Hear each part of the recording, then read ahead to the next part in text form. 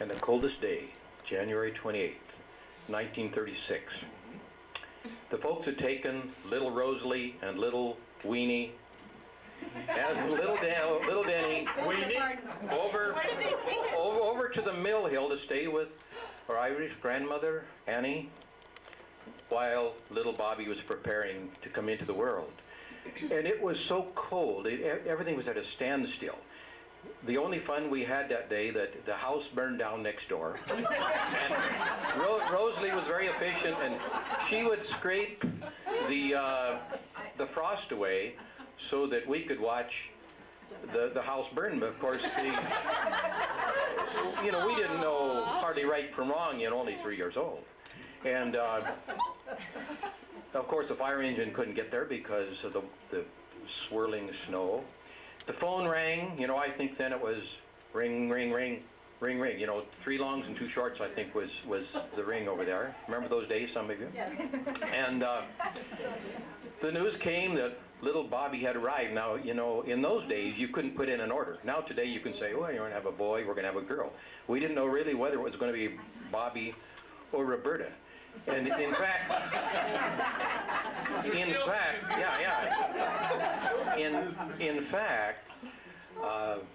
he was a 4th child and was to become the middle child. Yeah.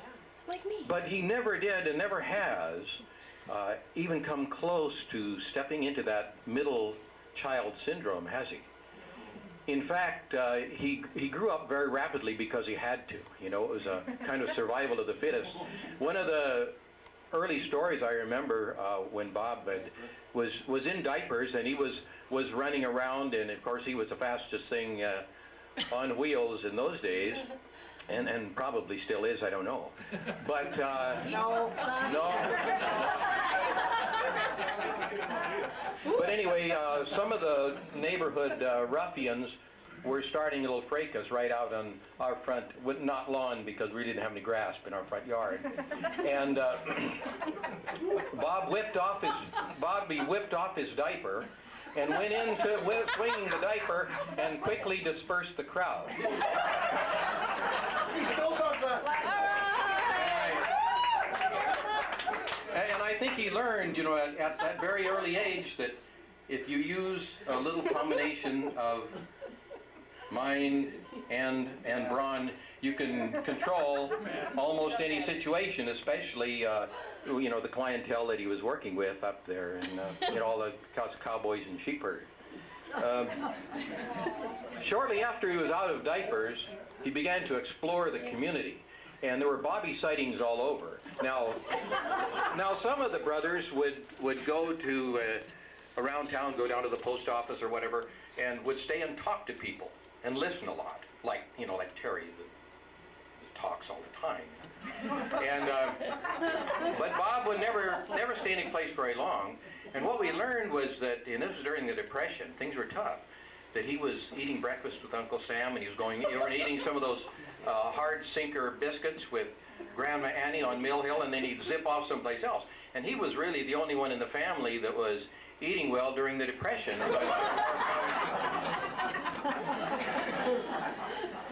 But I think one of the episodes that perhaps taught Bob, and I think we all learned an awful lot from this, although he was the one who really suffered the stress from it. But Old Bliss had a junkyard that was kind of kitty corner across from the house, called the Montana Trading Company. So today you'd call it the recycling center. He bought hides and rags and cans and glass and things like that and sold them. But Old Bliss, we never did talk to him. We were really scared of Old Bliss. And all of you remember when you used to have those nightmares, and when that big person would come clump, and you try to get away and fall down, and then you get up and try to run away and fall down. That was Old Bliss. That's, all of you really have had an Old Bliss in your life. Well, he also had a garden beside his junkyard, and the report came in. Somehow, oftentimes when the report came in, they said, Bobby did it, And so he probably did it enough that was sort of, he sometimes received no trial, so his brothers automatically whipped out 20 cents, and she said, okay, Bobby, here's your allowance for the month, you know, a nickel a week. She said, you go pay Mr. Bliss for the damage, and you also apologize, and then when you work this out, you come back and tell me about it. Well, little Bobby, little white hair flowing, started walking towards the Montana Trading Company. There were some old junky tractors about halfway. He got over there and he sat down, scratched his head, put his hand in his chin, and stood up and started to walk back home, and I think he remembered, oh, no, I can't do that. He walked, must have been 2 hours. He finally walked over. Bliss came out into the junkyard. Bobby walked up to him and, of course, didn't realize that he was really in a fishbowl. Probably the whole neighborhood was watching besides the family. And he reached out his hand and said something to Bliss.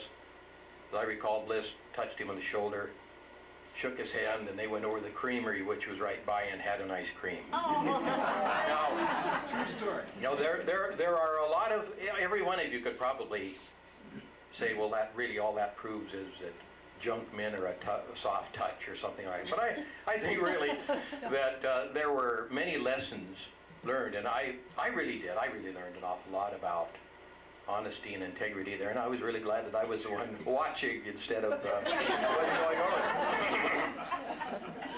on. You know, I first realized that Bob had a really high level of personal qualities, besides the physical, but mental and emotional, social. When he entered the greased pig contest at the Harlow Rodeo.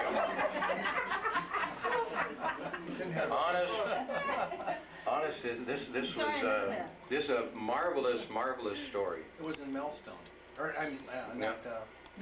Melville. Well, we'll call it Melville. Anyway, this poor little old red greased pig gets thrown into the arena, and probably you had to be 12 or under, and he was right on the line, a big 12-year-old kid. And all these kids start running and jumping on this poor little pig, and of course it squealed and ran, and the kid ends up all greasy on his face, and Bob's running along beside that pig, white t-shirt, nice Levi's, and about the time all the other kids are all greased up and the pig is just so tired of running, Bob just dives over and just spread eagles on the pig. Oh. And the pig starts squealing and kicking again. Bob doesn't move, just lays on that pig. And that pig just kicks and squeals until it's totally out of squeals and totally out of kicks. And he was clear at the far end of the arena. He gets up, wraps up the pig, and starts walking up to the judge's stand, because you've got to deliver the pig to the judge. And of course all these other vultures are walking along, just waiting for him to drop that pig. And of course all of the folks sitting around are doing this thing. Do you think he dropped that pig? No. No way. But all right, you win, and so what do? Here you are, a little kid, 12 years old, standing there with a red pig. Well, it just so happened that Bob had told Jim Moore, the boss at the Moore Land and Livestock Company, that he wanted a job throwing hay bales that summer. And Jim said, you're only a 12-year-old kid, you know. And of course he says, oh, I can work circles around people like Dennis Ortwine and Howard Jelenic. And so Jim says, well, we'll try you out for a week.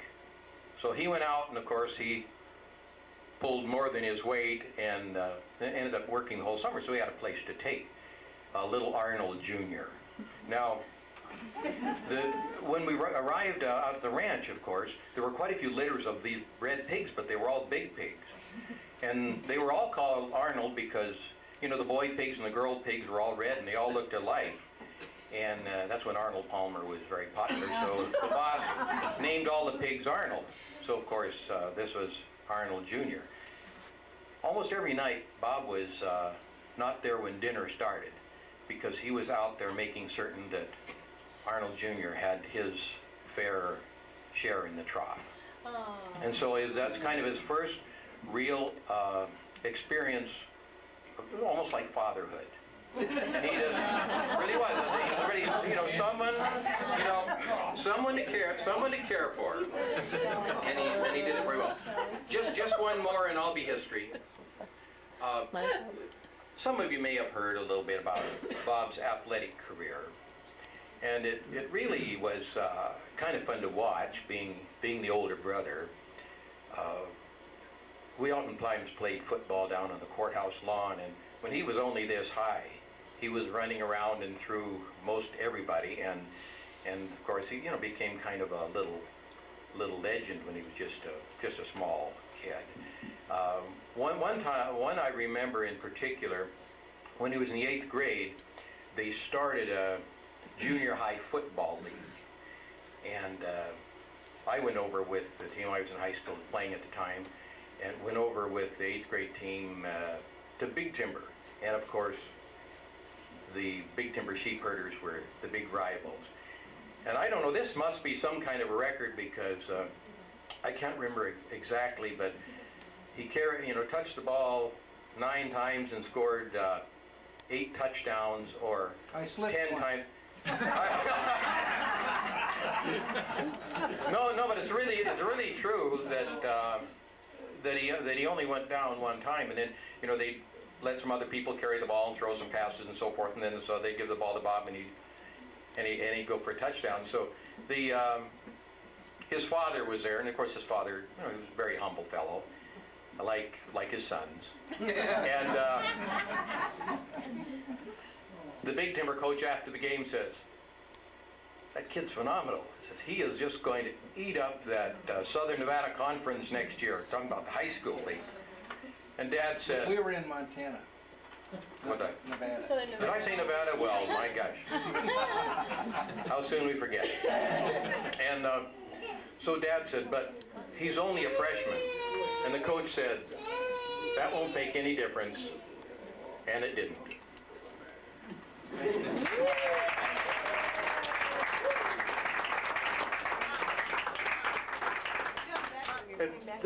Terry and Joe like to come up and say a few words?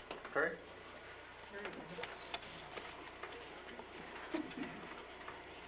I'll be brief. Was that Big Timber or White Sulphur? Thank you.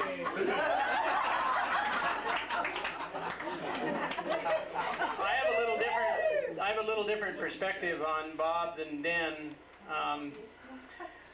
In our family, we had children every year early on, until the folks got a little weary and took a kind of break. Then there was me. So I was not quite a part of the package of the older brothers and sisters the way Bob and Den and Ween and Rosalie were. So for me, Bob was more the reputation that Den has talked about in some ways than a brother. I think my first memory of life was running away from home. I always wanted to run away from home. He still does. And I still do. This story actually has a moral. The moral is, I want to thank my brother for giving me my wife. But I'll make that point.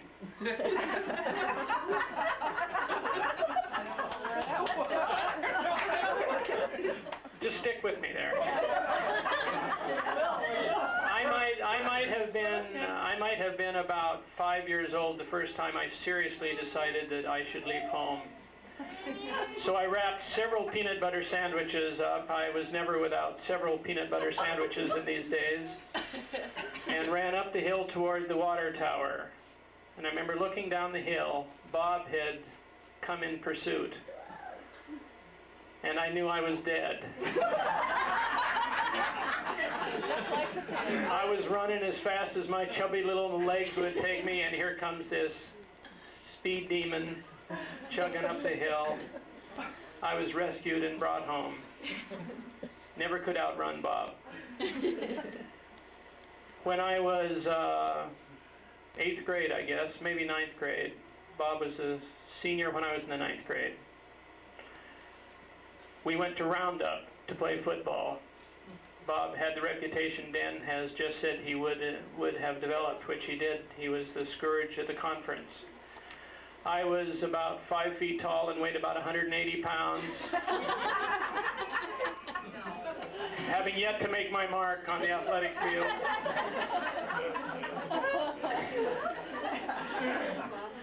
And I remember going into the drugstore in Roundup and sort of paging through the magazines with a couple of my friends, and in came the Roundup boys, 3, 4 toughs.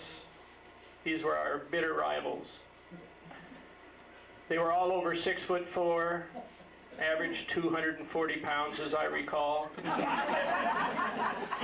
with tattoos saying, "Born to Die," and "Mother."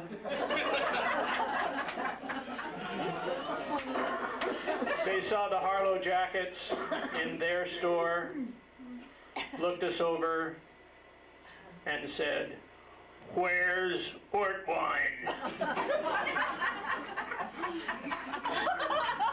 I drew myself up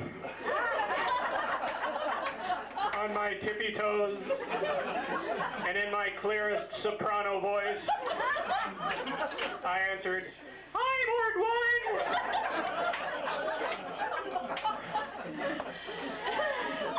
They looked at me. I will never forget the look in their face.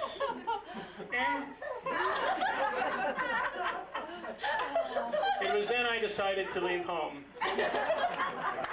Again. Oh, that's how. So I went to Dartmouth, went east to school. I never really knew Bob very well as a youngster. We got acquainted, I think, as brothers years afterwards when we both were fathers.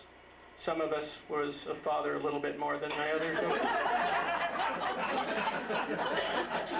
Bob had married a wonderful, beautiful girl, which everybody suspected he would.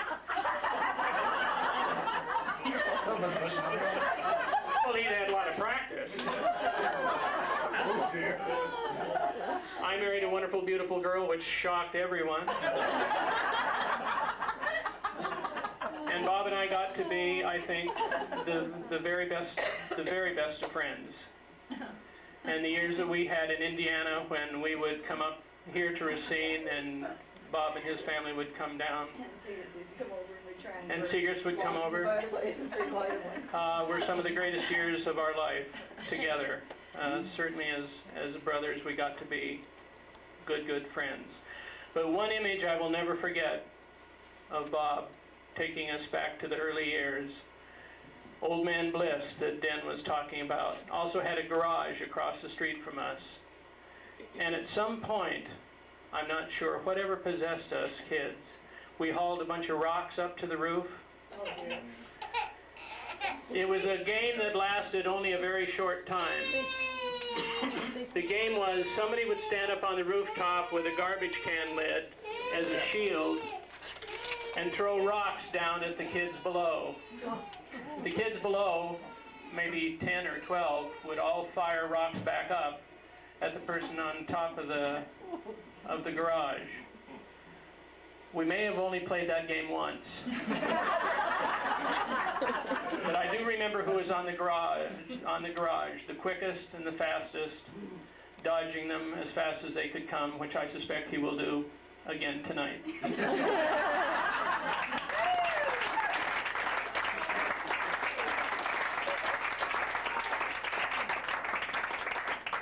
In true Irish fashion, I started off with the order and completely messed it up because, of course, I should have called Noreen Kozulu after Dennis. A big round of applause. Come on. I'm so fast. Oh, God. This is Glenn, our mine. Anyway, we have a little different pecking order in our family. Weights go first. One of the reasons I'm up here is that, as you know, as you've toured around the country and seen some great performances, you know that there's always a person that they send up ahead of time to sort of warm up the crowd, be an icebreaker, and etc. And with all the ice I've seen flowing around here this evening, there's definitely a need for an icebreaker. But with my brother-in-law Dennis and Terry doing their thing, this is probably clear out of whack for me to even be here. But anyway, all I have to share with you this evening is a war story regarding Bob, and I think Helmut and Phil will attest the fact that Bob was a war hero. Is that correct?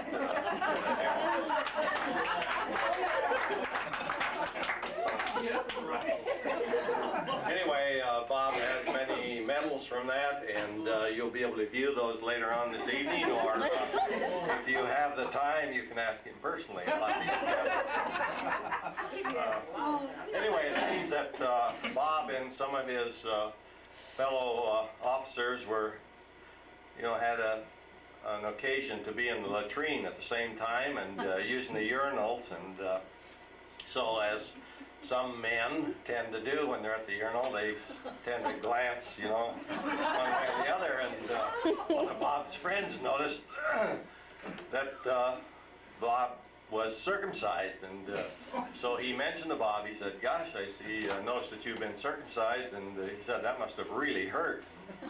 Bob said, "Well, when you're only 8 days old when this happens," and he said, "I don't remember the pain," he said, "but there's one thing I remember for sure. I didn't walk for a year."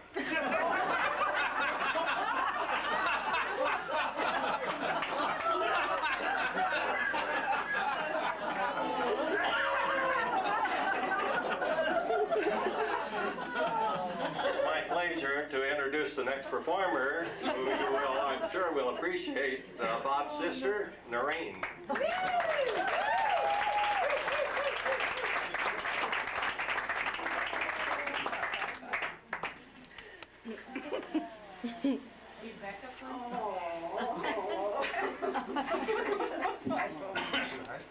Yeah, that's a little hard. Friends. Well, on the plane, I talked to Denny, and I thought, oh, he's going to tell all these stories and everything, so I started writing all this stuff down. Well, now I don't know what the heck it means, but I'm going to try. One thing I thought all of you should learn about, if you don't know already, is that Bob had a glorious football career. And in football, several attributes are necessary. You must, I don't know what I mean. I think I'm going to skip this part of the program. I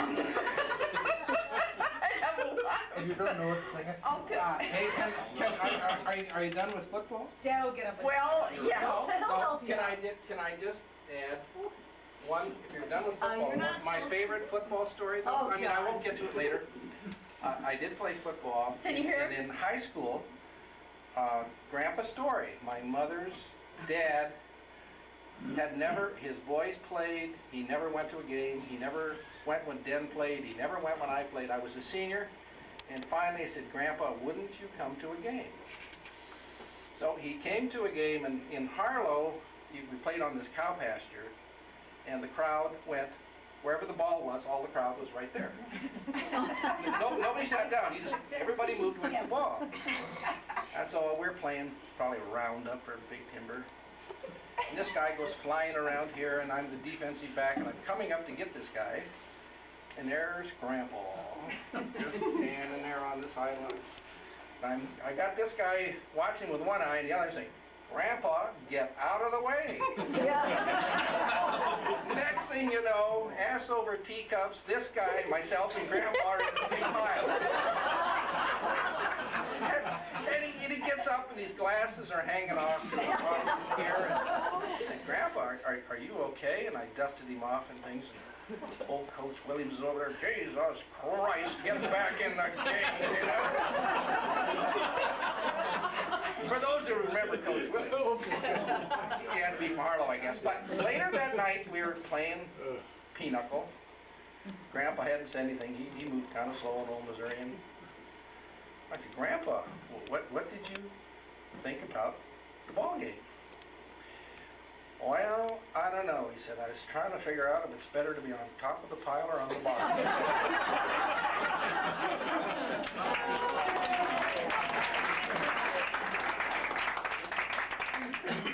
Well, I'm skipping my football stories. And I also want you to know I don't plan to sing anything this evening. Oh, no! I know. We came all the way from Connecticut. Well, Tamara. And I also have not made up any poems. But I do have an audience participation. Okay? My able assistant will ably help me with this. Okay, I'm skipping my 3 stories, but I'll tell you later. Can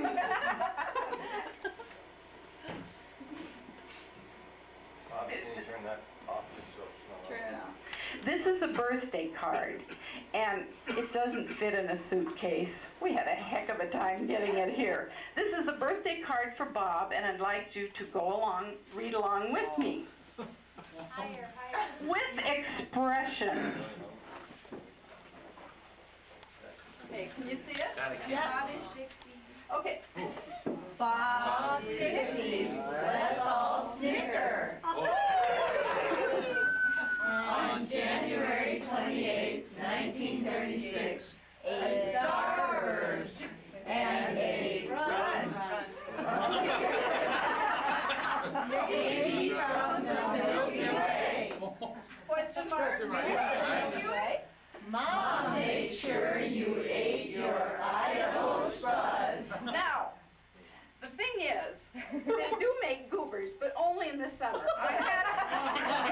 First it was instead of your goobers, but I couldn't find any goobers. So you grow to be a big hunk. Boy, did you know how to score. And he made a lot of touchdowns, too.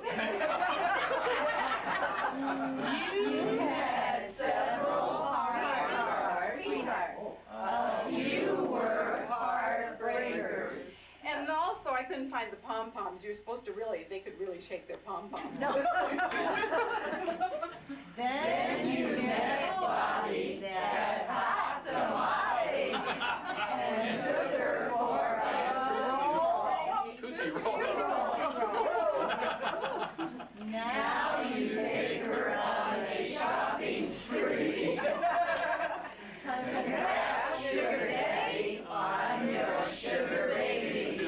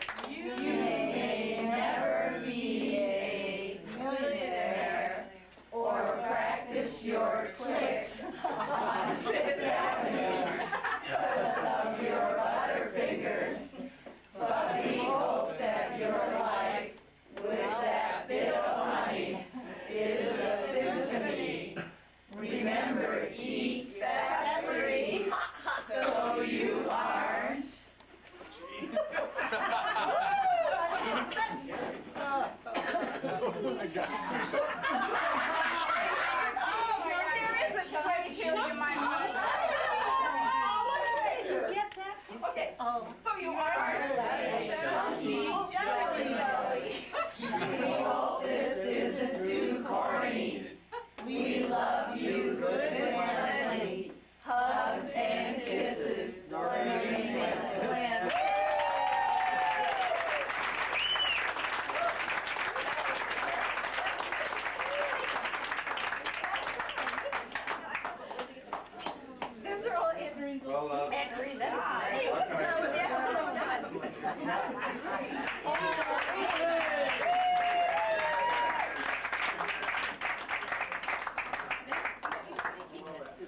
Well, Dave and Mary.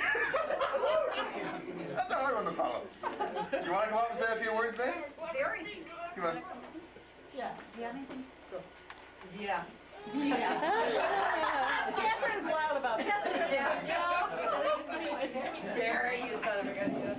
He's gone. Come on, Barry. Tell them how we first met there in the kitchen. As you can imagine, the planning for this was real exciting, and for a while it was going to be a surprise, and so we never really talked directly to Bobby, and we kind of got some messages, and she left a message with me to call Jenny, but she never told Jenny, so I called Jenny, and we talked for maybe 10 minutes, and finally Jenny said, well, why'd you call in, babe? I said, well, I don't know, I thought you had a message for me. So anyway, I didn't really get the idea about the roast until just a couple of days ago.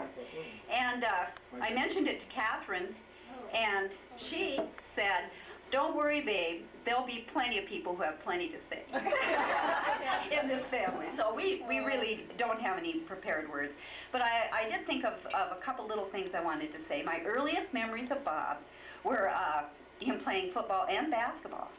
And I was just a wee bit younger. So much younger that the memory I have is that he played really well, but I would fall asleep somewhere in the first half, lay across my parents' laps. Dad always put my shoes in his pocket. So I don't know how you played in the second half, Bob, but those first halves were great. Another memory is a wonderful example of hard work that Bob was. When he was in college, he was working hard to earn money for school, so he worked 2 summer jobs. The night shift at the mill and the day shift was that at the veterinary hospital? Yep. But he wanted to keep in shape for football, so he ran from one job to the other. And the other memory is that my first job after graduating from college was teaching in Racine. Yes. And Bobby helped me find my first apartment. And wedding dress. What? And wedding dress. And wedding dress. Bob helped me buy my first car, and they were just wonderful examples of 2 people that loved each other, wonderful spouses and wonderful parents. Oh, thank you.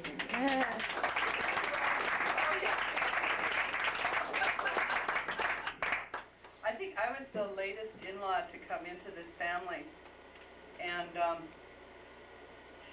it's been an experience. Despite myself, I've become more Ortwine than I would have ever believed. And aren't you glad? Yes, I am glad. But I think my first experience of meeting Bob was, I should have suspected at the time, a trip that I was making back to a national meeting to an organization I belonged to in Chicago. And Mother Ortwine, Bob's mom, got wind of this situation, and it was 6 weeks before John and I were going to be married. So I was going to have to meet the Ortwines that lived around the Chicago area, and she set up my itinerary. To make sure. And I believe that Babe and Barry were at Notre Dame at the time, so they picked me up at the airport and brought me back to Notre Dame. And Terry was the first other male counterpart of the Ortwine clan that I met. He absolutely overwhelmed me because I was very shy and retiring at the time, and he came across the greens at South Bend, and he kind of looked and smiled, and then he opened my teeth, and he turned me around and looked at my rear, and he said, "Oh, not a bad filling." I'm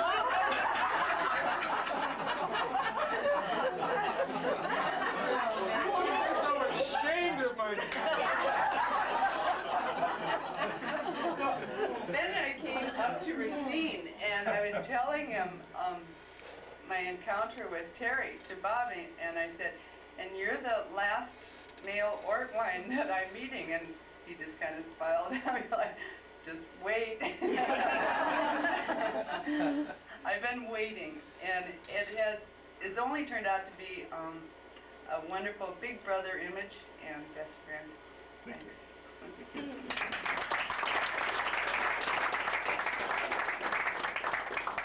Unaccustomed to public speaking as I am. I'll make it real quick. I thought as a gag, since so many of you folks were 60 or over, I would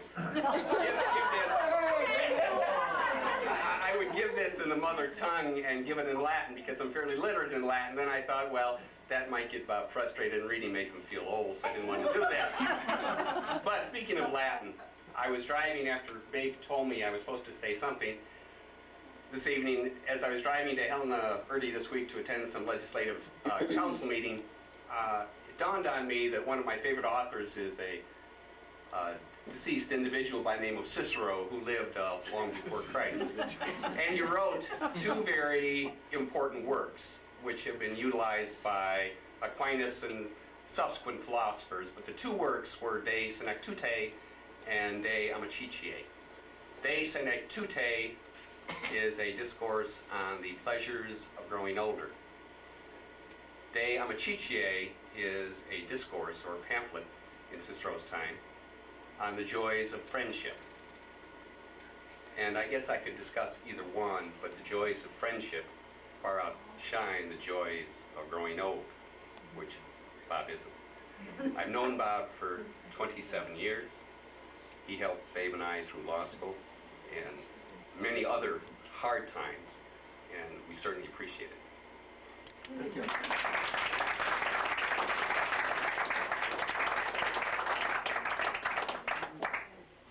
Who's this? This is Rosalie. Oh. That's my sister.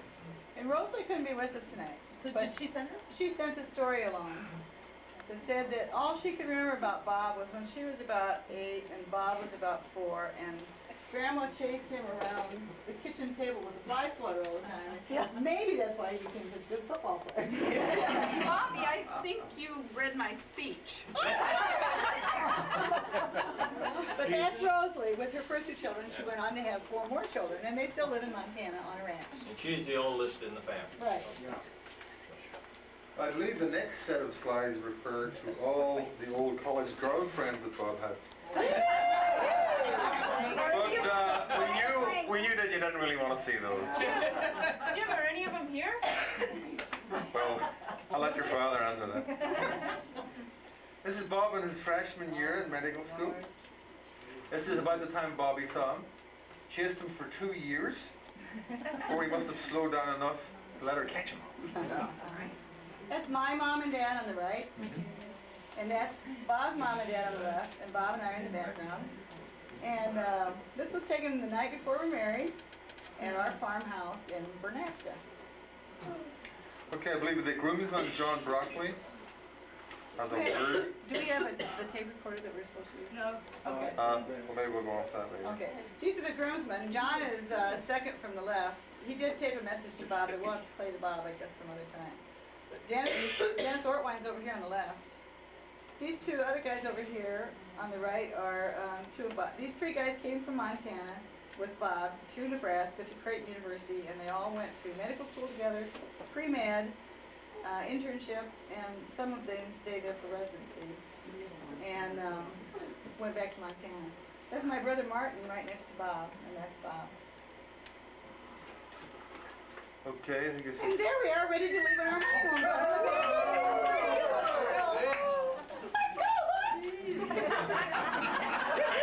You said that. Graduation from medical Still school. saying that. I believe. Are you sure that's not from America's Most Wanted?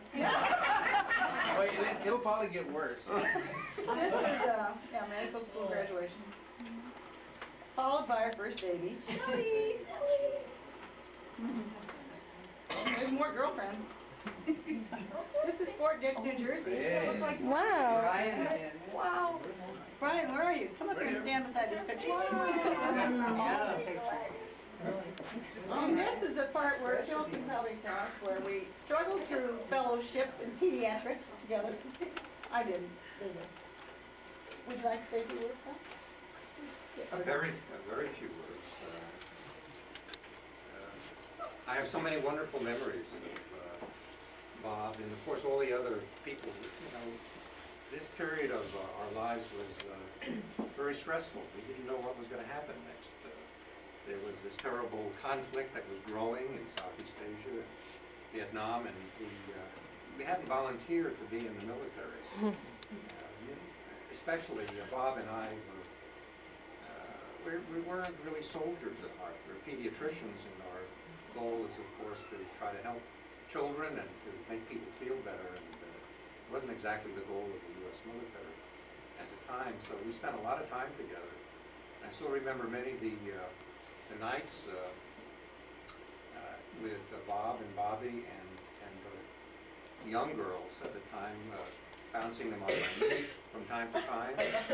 Let's go. Some of the acts that resulted therefrom, which I won't go through.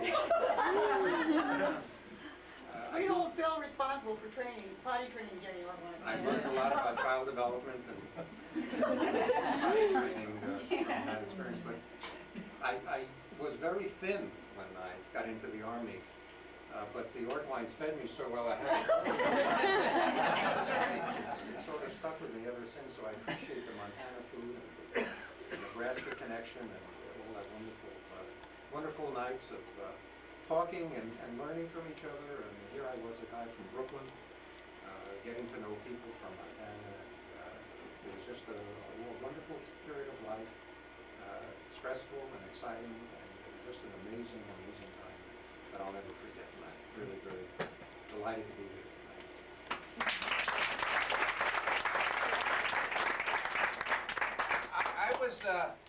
I was known as the second worst dressed officer.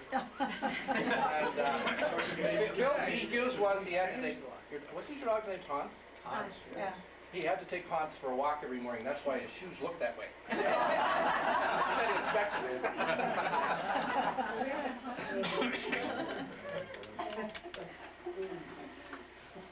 More girlfriend?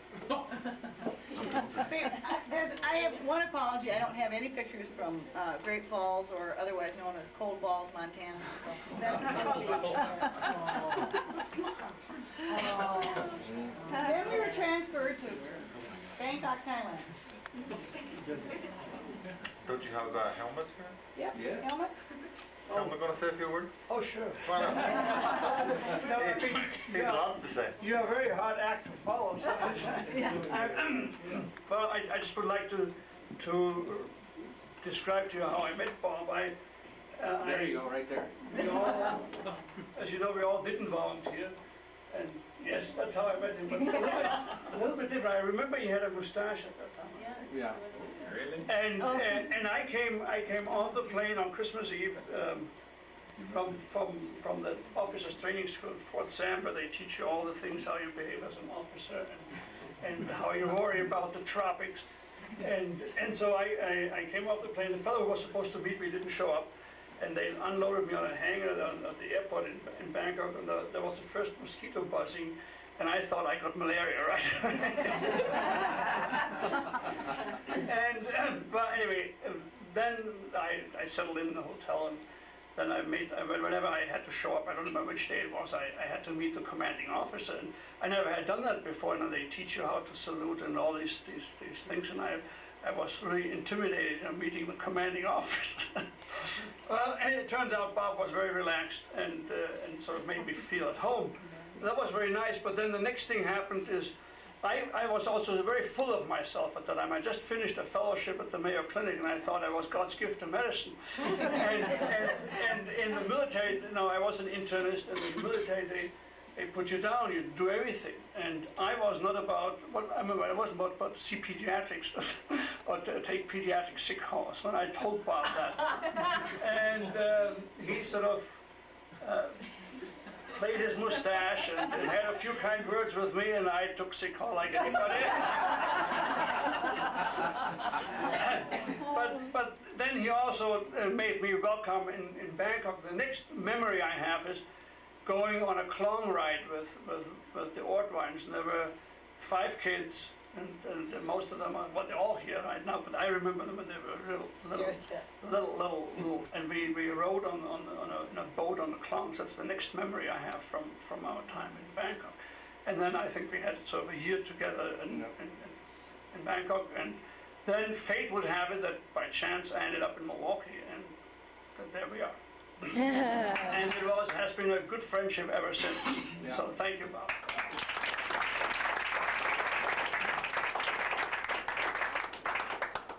Oops, that's backwards, sorry. Show me how long the stack lasts. You can get me another one if it doesn't last.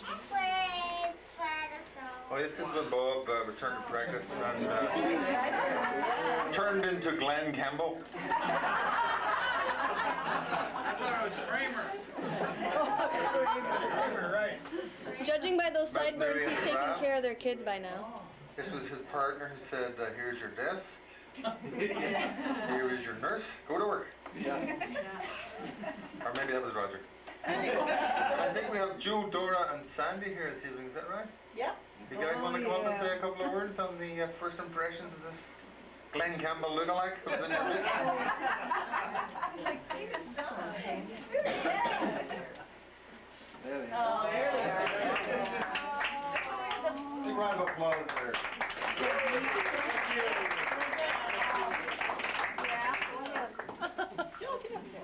Are we all going together? Okay.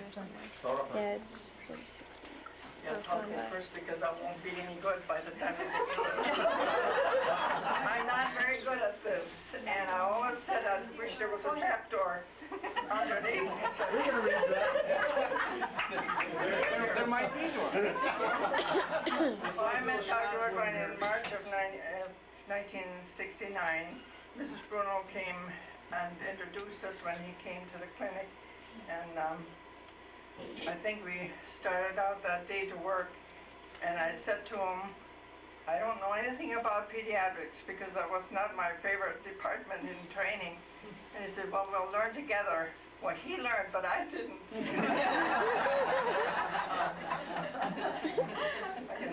He always thought and always knew that he was the best boss I had. And the best boss in the clinic, the best doctor to work for. And I'll say that that's still true today. Of course, I'm retired now.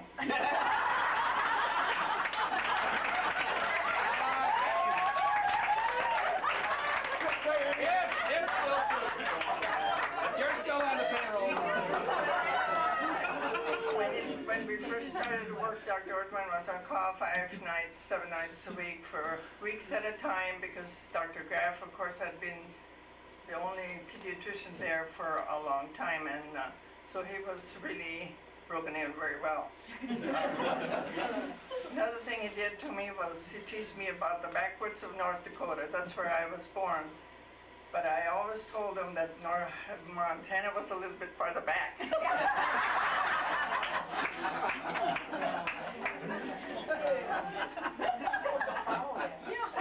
Well, he was the best boss. He also was very calm and never in a hurry. He always had time to just talk to you, speak to you. Never got angry at us. I think all can say that, You can't took we? all my words. And Yeah. one thing we can remember about Dr. Ortman, when he came out of a room and was pale Yeah. and called for the mop nurse, we knew what happened in the room. That's all I have to say.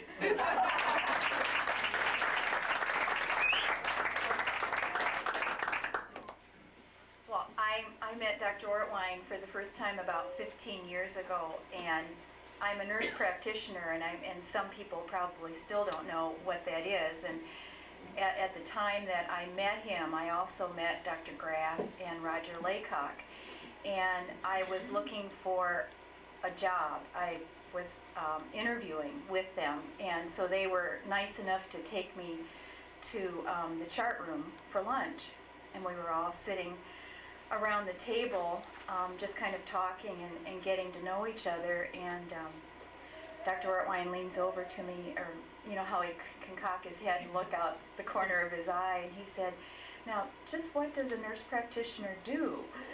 And of course, I had this 3-page resume and job description, And I've tried to show him and explain to him and talk to him about it all these years. And I thought he knew what a nurse practitioner did until the other day when I was taking another nurse practitioner student around with me.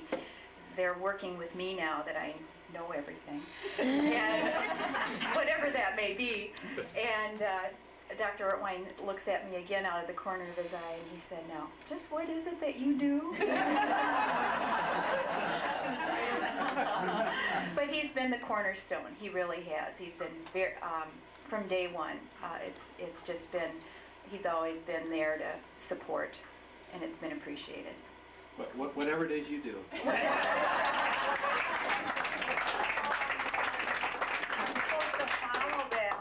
Well, Dora took a lot of words out of my mouth because he really is the greatest. And I started working for him in 1974, June of 1974, and Mrs. Bruno took me downstairs to meet Dr. and Dora, and I'll never forget the look on their faces because this was a surprise. And what are we going to do with her? I could just read their minds. And working for him has really been a blast. I mean, we really chased each other up and down the hall. I think you're He'd go in the room and I'd come out. I mean, that's all right, Bob. And it's just really been great. And the kids loved him, and the office help loved him, and I know some of the kids would want to know his name, and they'd say, pork wine? Pork wine? One was pork loin? I gained a little weight by then. And one thing, if you ever have to go to the little girls' room, be sure to lock the door.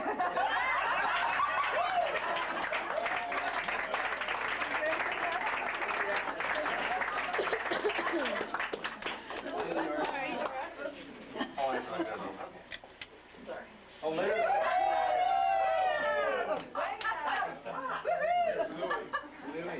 Wow. Well, later that day, the first day I believe you met Louis and Merle. They're out there. Yeah. Who are here this evening, are going to come up and say a few words, I believe. Big round of applause for the greatest sensation east of the Mississippi River.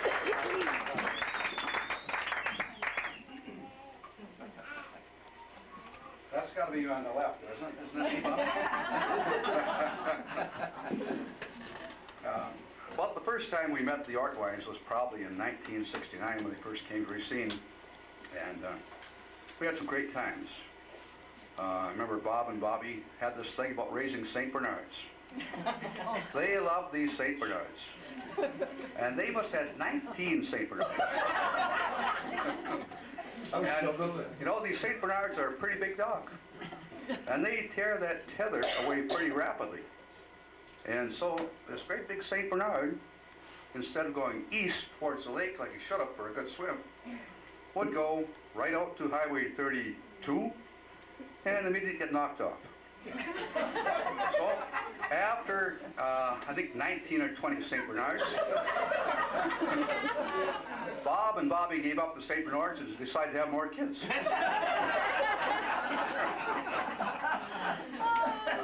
And the other thing I remember about Bob and Bobby, and you kids are very, very fortunate because they always wanted to develop a real sense of independence in you.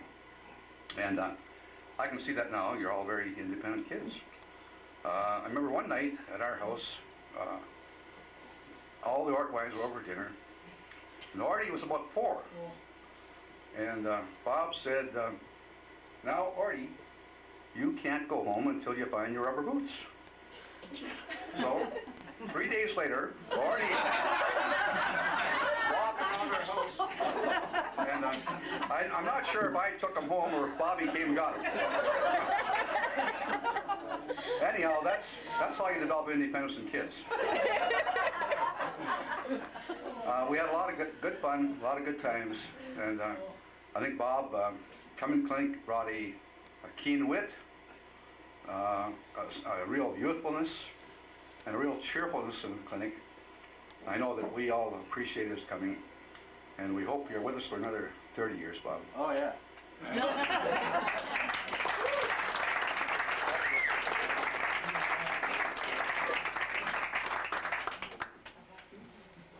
Another couple who met the Ortwines in the early days, Marv and Sue Parker. Maybe they want to come up and... Marv, you want to say a few words? Big round of applause for Marv.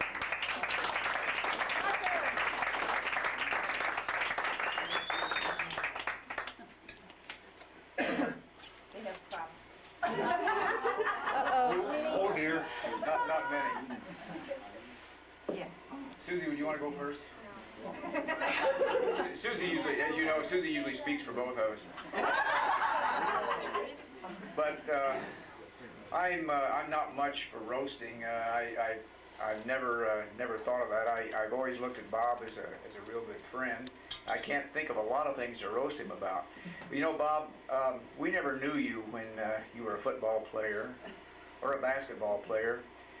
But I really knew when you showed up here in Racine with all those kids that you were a good athlete.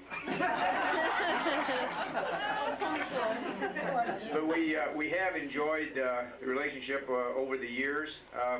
Kids have kind of grown up together, and they've known each other and had a good time. And you were a pediatrician for our kids, and I've even called you on occasion about the grandkids at far distance. Always been there. I think that there are a lot of good memories, and but I just wanted to say, you know, at least I had the decency to retire after 20 years before my nurse retired. So Dora, you think about that. Bob, I want you to come here. I've got something for. First of all, this is something that Susie found, and I don't know how this ended up at our house. But I thought you might like that. That's Brian and Grandpa Shonka. Yeah. They came to visit. That was at your house? That was at our house, and I don't know how it ended up. But I mean, how often did you visit when I wasn't there? I don't know. They came with a Christmas. And why did you bring? Oh, you're kidding. Well, Bobby's kind of a collector, and I'm a little bit of a thrower. Yeah. Well, I didn't need to throw your dad out. well, we're not going to charge you for storage. Yeah. But Bob, I have one other thing. This I received for my birthday, not long ago, and I want you to have it. Because now you can wear it this year, okay? Oh my gosh. Secret, how old are you? I'm not that old. You can pass it on. You can pass it on to Bob. You can pass it on to Bob when he gets there. Way down the line. Read it. Yeah. Read it. I don't have my glasses. How old is 60? Yeah, we'll read it out loud. If you just... How old is 60? 60 years, 21,915 days, 525,960 hours, and, you know, millions of minutes and billions of seconds. Yeah. Right there. I understand you're not a real affectionate person, but I want to give you a big hug anyway.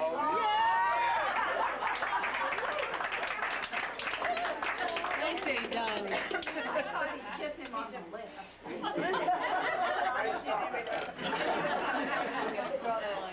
Yeah, if any of you are thirsty on this excitement, we have a couple of volunteers here. We're going to run to the bar. Anybody need wine? Wine? What kind? And we have an assemblage of medical types here. I'd like you guys to come up and I've been doing this for half an hour. say a few words. Like Dr. Seeger, come up here for a second. Yeah. I'll do mine later. So, all right. But Ralph Tomquist, up on the floor, please. Scott Meyer right there. Dr. Stone, want to come up and say something? Jeff Nouse is still out there?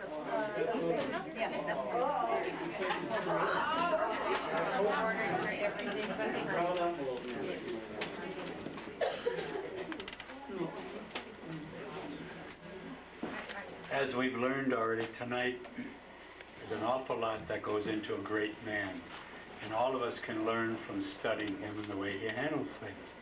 We had a chance to do this firsthand when our middle son was co-oping in Minneapolis, I believe going to school in St. Paul. And on the way back, it was one of those nights like last week when it was 20 below zero. And the carburetor went out just into Milwaukee. Jack called us. We weren't home, naturally. And so he did the next best thing and called Bob. And Bob had on the same flannel shirt he's got on now. Put on a light vesket that's used, only in Montana for the summertime, and went up with no gloves in the car and saw Shelley and Jack up in Milwaukee. And Jack was talking, trying to explain all this, and of course Bob, in his usual pediatric manner, wasn't saying a thing. And this went on, and Jack gave all the options and possibilities, and Bob just sat there nodding occasionally, but not too much, So Jack wasn't even sure he was going to get hit, because here he was bringing this man's daughter across the state line, And finally, all this was taking place outside. So after about an hour, Jack was so cold. And he said he was dying all these years to ask what was it that Dr. Ortwine had in his blood that would keep him so warm when it was 20 below zero. But as usual, Dr. Ortwine solved the problem by suggesting that they all go home, come back tomorrow and see if they could find a carburetor for the car. But we learned an awful lot about him. He was just so gentle and helpful to my son, and he never forgot that. Thank you.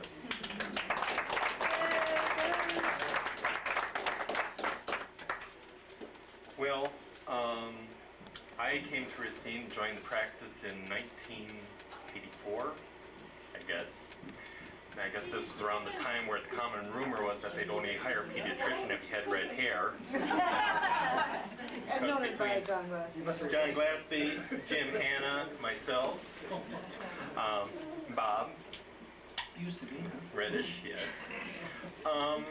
I guess there's about three things I want to mention. First of all is his stamina, other than having about a dozen kids or so. At least he says that. It seemed like it was a dozen. That was a lot of work.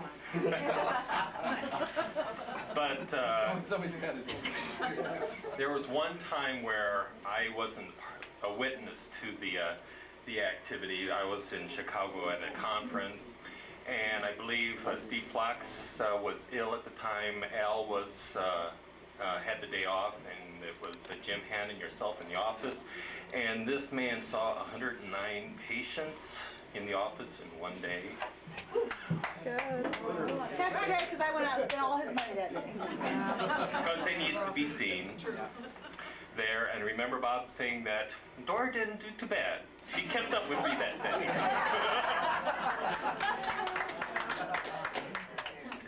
The second thing is, this is a sort of a learning experience, kind of observing the Ortwine clan here, because I always wondered why it was that whenever we'd have a meeting, they were seeing as how up until recently I was sort of the head of the department here for the last few years, but whenever we'd have a meeting, it always seemed like Bob would sort of take over the meeting there. But on the other hand, with the time and with the experience comes the respect for that. And there's certainly times where I appreciated that experience and took advantage of it. The final thing is that thank goodness that this birthday has finally come. You should have seen this man this last week or two. He'd be walking around the halls at the department, wandering around, muttering to himself, saying, geez, it's finally come to this. It's finally come to this. I'm going to have to accept the fact that at long last, finally, at last, I've hit middle age.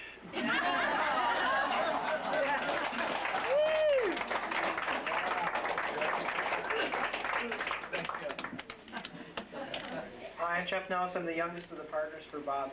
And I guess I don't have any long stories to tell, but when I first came down to town to interview, I came down with my suit, my tie and all, and Bob was the guy that told me I had to lose the tie if I was going to take the job.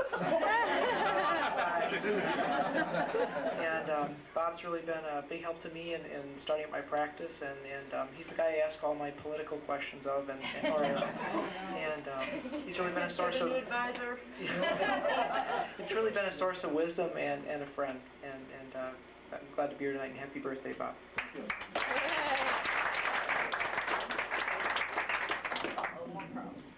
Hi, Robert. Hey, man.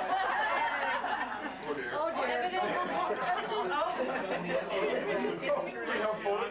dear. I met Bob the first day I came to Racine Medical Clinic in 1977.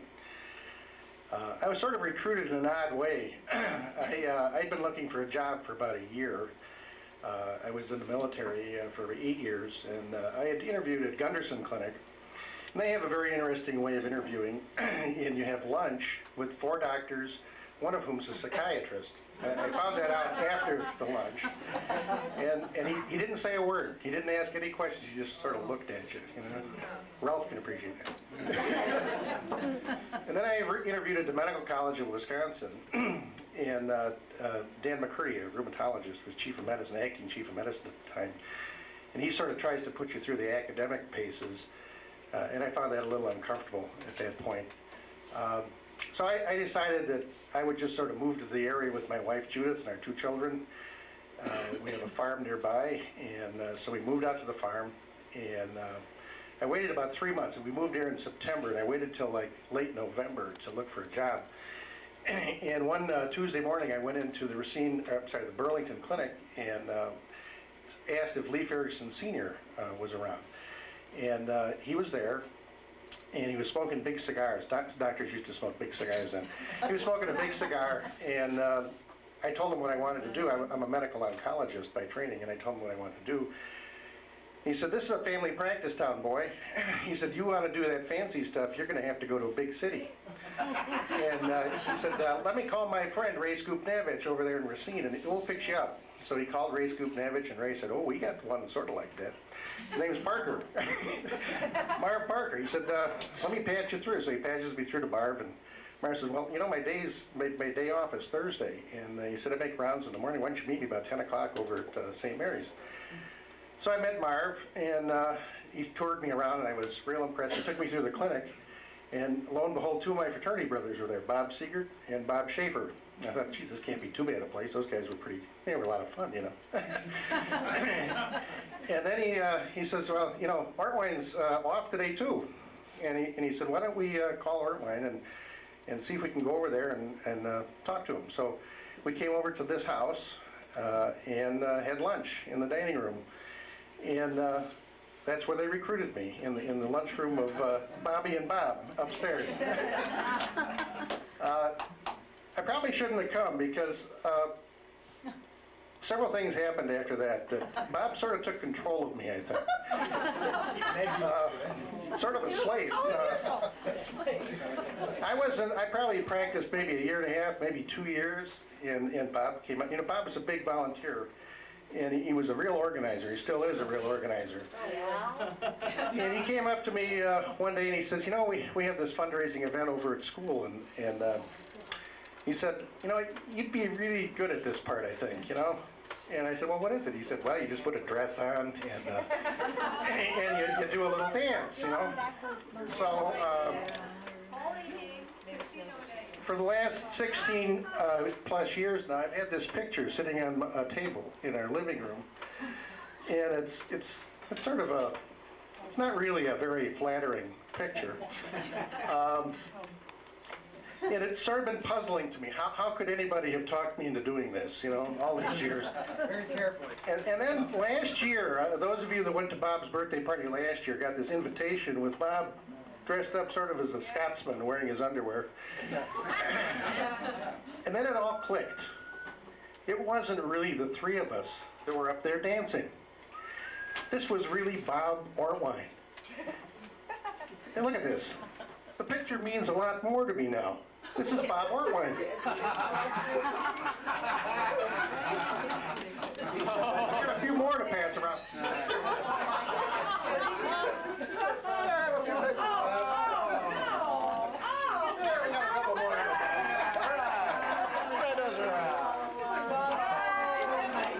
But Bob taught me a lot about myself. Bob, best of luck. It's been great fun, and hopefully we'll continue the friendship. I might add that I owe the Ortwine family a lot of toothpick fundraiser. And the first night they did that, they, in the dress rehearsal, they put on their makeup, and they got all done, and Bobby held up this mirror, and Bill said, "Oh my God, it's my grandmother." But it was really Bob. And I don't want to spoil the party, but I guess what I'd like to do is, you know, we've heard a lot about things fairly recent. I'd like to start by saying that I first met the Ortwines 45 years ago, and so I'll talk about a few things that happened in that era. And before I start, though, Bob, I have two messages. One is from my mother. It said, to wish you happy birthday, and you were always one of her favorites. So that's the message from She had her. very good taste. And now from my oldest sister, who was a classmate of yours, she says, tell that guy that I'm the one that set him on his career, because she says, I sat down and talked to him one day, and he was going to be a vet, and I said, hell, or she said that, you don't want to be working on animals, work on people. And she said, that's why he's a doctor. So anyway, now I thought it was only appropriate that I bring some sort of a gift, so I looked around, and now this doesn't look quite right, and so when I was looking around, I said, I'd like a pair of socks that says 60 on it, and the woman who was selling said, are you kidding, she said. Once you get to be 60, it ain't funny anymore. So now, as I said, I've known, well, I first met Bob 45 years ago, and there's one thing that if you live in a small town that you know a little bit about, and so in the Harleton Times, which is the town where we're from, there's a section in here, and I just had a few things that I wanted to read. The section, excuse me. Section that's called Remember When, okay? So, and Bob, a lot has been said about your football exploits, and so I made up a number of things. So I had about 30 or 40 of these, but I've toned it down a little bit, and these were things that actually appeared in the paper, and you probably will have a hard time understanding some of these things unless you were there. But let me start. I've got one on football. Let me go to basketball. Everyone's told you what a great football player Bob was, and this is true. You've seen things, and so I won't go into that. But what I will say is that the highlight, I think, of Bob's basketball career was when we had no chance at all whatsoever to beat Billings Central in his senior year, and he had his career game. And so I did want to say that he wasn't only a football player, but he was a basketball player, and a very good one. One night. One night. a career night. I guess I think we worked on the Moore Ranch. I think there was some allusion that Den made to the Moore Ranch. Bob, I worked on it for about 5 years. You worked on it for something like 6 years. And I guess there's something that people should know, that Montana really missed out on a really great cowboy when Bob left to become a doctor. He needed only a few things. He needed to perfect his spitting, his chewing, and learning to swear, because there were really some people that really know how to do that when you were young. And you missed out on that, Bob, but I think that's okay. I guess as I say, I've got a whole lot of things, and there's not a lot of time. I do remember one thing, Bob, and I don't think that's changed too much, is your appetite. In high school, I don't know whether we were hungry or whether it was just something to do, but we decided that one of the things was to eat hamburgers. And I remember my mother said, well, I will make you all the hamburgers you can eat. And so I think one night we sat down and had 5 or 6 apiece. I mean, one after another. And I remember that I don't think we ever did that again, but it was fun at the time. I guess I'd like to say something about the football. There's two things. Is one that I always regretted that you weren't 1 year younger, because I think that although we had a Southern Conference championship when I was a junior, if you'd have played, we'd have been the best in the state. There's absolutely no doubt. And the reason I say that is because I remember when we scrimmaged playing football, sometimes I would be on the opposition for whatever game we were having, and that was the job I really dreaded, because that meant that I might have to tackle Bob. Of course, I never came very close, but I remember it was very, very difficult when you came close to hitting you, because you were all knees and elbows and whatever else. Another thing, your leadership was mentioned in this day and age, and I think that was pretty apparent, because we had people like Tommy Cavanaugh, who used to steer in the right direction. I mean, literally. You had Cal Ness, who was sort of completely out of control. He needed a psychiatrist even there in high school, and you managed to set him straight most of the time. And so I think that it was pretty clear. Not only was your athletic ability there, but also the leadership qualities were great, and that was one of the things that I always admired in you. So, I guess, as I say, there's a lot of other things that I wrote down here, and I think I'll just finish by saying that when you're growing up and you have friends and so on, and friends come and go, and sometimes you think about them later, sometimes you don't. With Bob and with the whole Rotwein family, it's been a continuous experience ever since the early 1950s, and with everyone in the room, Bob, with you, I've always felt that you were a part of an extended family, and that's been one of the really meaningful things in my life. And so, happy birthday. Thank you.